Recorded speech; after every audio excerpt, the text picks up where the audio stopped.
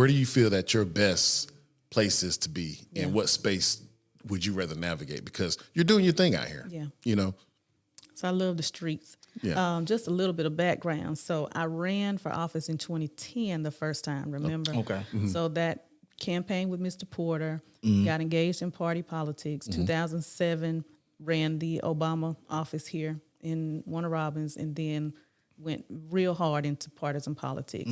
So in 2010, you all remember that was the height of the healthcare debate, the ACA, Right. getting a lot of blowback. Our state legislature at that time sent back $1 billion in infrastructure money, right, from the state of Georgia that we could have used to save rural hospitals, Wow. talk about healthcare, retrofit existing rail to high-speed rail, all kinds of things that we're talking about now in this Build Back Better. That was also a census year, 2010. Sure was. So remember, 145, which was 147 in 2018, it used to be House District 145, which covered from Fagan Mill all the way to Dunbar, Oh, okay. right? But after that census year, probably 8,000 black people on Dunbar, from Green Street to Dunbar, God, were just- drawn out of that district, Oh, wow. right?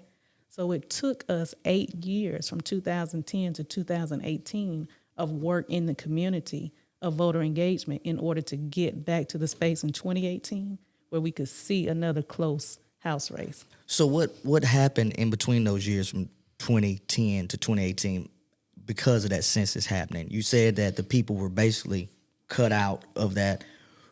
Were they put into a different district, a different area? Yes, that district is represented by Robert Dickey, who lives in Crawford County. Okay, so, Right. yeah. Mhm.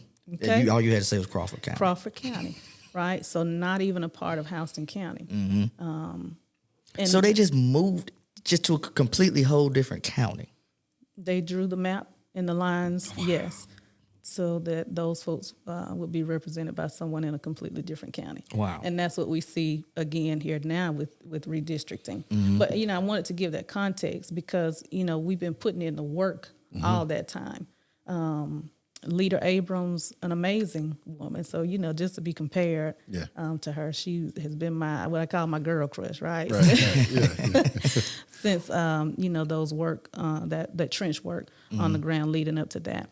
But in 2018, like I said, it took those 8 years in order to do the voter education through a nonprofit and engaging folks on the ground just to say, hey, we can potentially pick up this seat. We deserve better representation. We're missing out on resources. We don't have an advocate. So we hit the ground again in 2018.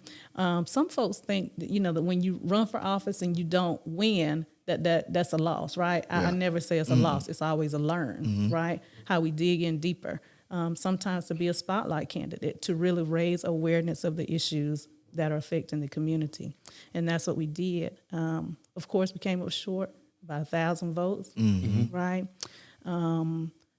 But you don't have to be in elected office in order to serve your community. That's right. That's right. So I knew that in order to close that gap even further, we had to make sure that we had somebody behind the scenes pushing, doing the voter education, beating the ground, doing voter registration, talking to folks in our community about the issues. And that's what we did. Yeah, right. Because you had you took a real big part in the district attorney race, which was, another kind of sad loss and kind of shady, almost a little bit. I'm gonna keep it real, Yes. because we know the shady business that happened after that. 6 months later, and he decides to retire. Yeah. So that's just pure petty, but it also gives a lot of sense about where we're at. We're in Houston County. Yes. But remember now, so Erica ran and Angela countywide, and we Right. haven't had a black countywide elected official since Mr. Porter. Mr. Porter, right. Right? Erica came within 2,800 votes, largely because of the footwork and the groundwork that was done in Warner Robins. So in 2018, we were close. We received more votes out of Houston County for Leader Abrams and candidates at the top than she received out of Albany. Right. So 24,000, a little bit over 24,000 here, about 22,000, a little bit under in Albany and Dougherty County. But she only missed it by 55,000 votes but I mean, it really wasn't a fair fight again, because the person, her opponent, was overseeing the election. Right. And so it just takes the groundwork. We have to, as a community, lean in even more, right?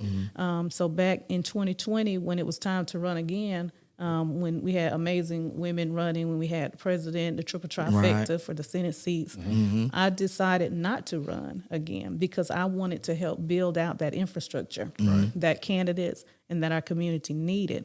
And we saw the results of that. We saw Warner Robins proper turn blue for the first time in over a decade. We saw historic turnout in a runoff election where we delivered 2 Senate seats and Warner Robins flipped blue again. We saw Erica come within 2,800 votes of that margin. But still, at the top of the ticket, we don't see the same level of enthusiasm and engagement for folks at the bottom. Those district attorney, clerk, state house races. We still saw the fall off there. And so we got a lot of work to do. We talked about that with a previous guest, I believe it was Mike Jones. Right. And we talked about, we had him on the podcast. And so we discussed the importance of the races at the bottom. It starts from the bottom. And I think what is misconfused and a lot of misconception is that a lot of people focus on those top elections and forget about that district attorney, forget about that county clerk, and forget about that city council. Because if you want to build your community up, you can't. President ain't got nothing to do with it, or the Senate ain't got nothing to do with your community. You need to be voting for your city council. Build from the bottom. Got to have the foundation built up.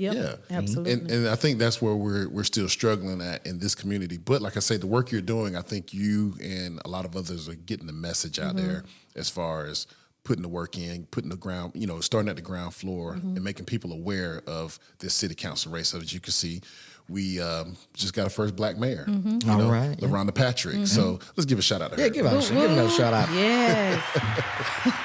First black elected and first woman elected. And the other trifecta. First woman, first black, youngest. Period. Yeah. Facts. Yes. Triple threat. We love to see it. Yeah. Ain't nothing, everybody love that.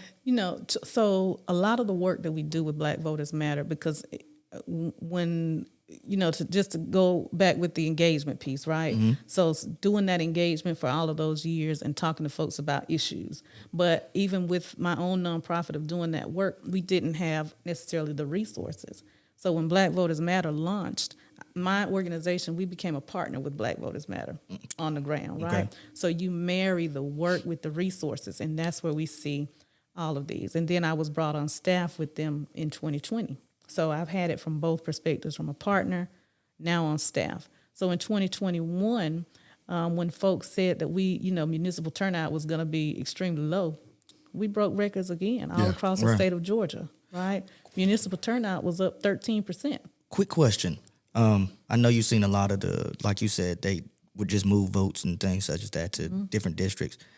That's somewhat considered gerrymandering, right? Redistricting. Right, redistricting. How much more of that do you see from a personal standpoint that a lot of people don't see or they don't talk about because people don't, for some reason they feel like gerrymandering is like a myth, like it doesn't exist, like it hasn't been being done in districts and states and counties for years and years. How often do you see it and other people just don't notice that it's happening? Most people don't pay attention to it, right? Most people don't. They know that they have to vote for president, governor, your statewide, and your constitutional officers. But when it comes to school board, if I live on one side of Fagan Mill and my child goes to school over here, but my neighbor across the street, they vote or their child goes to school in a completely different district, right? That's the crux of what gerrymandering is, where instead of being drawn into power, those who are in elected office decide to choose their constituents and draw folks out of power, where you marginalize the voices of the people in the community to determine who they want to be represented by.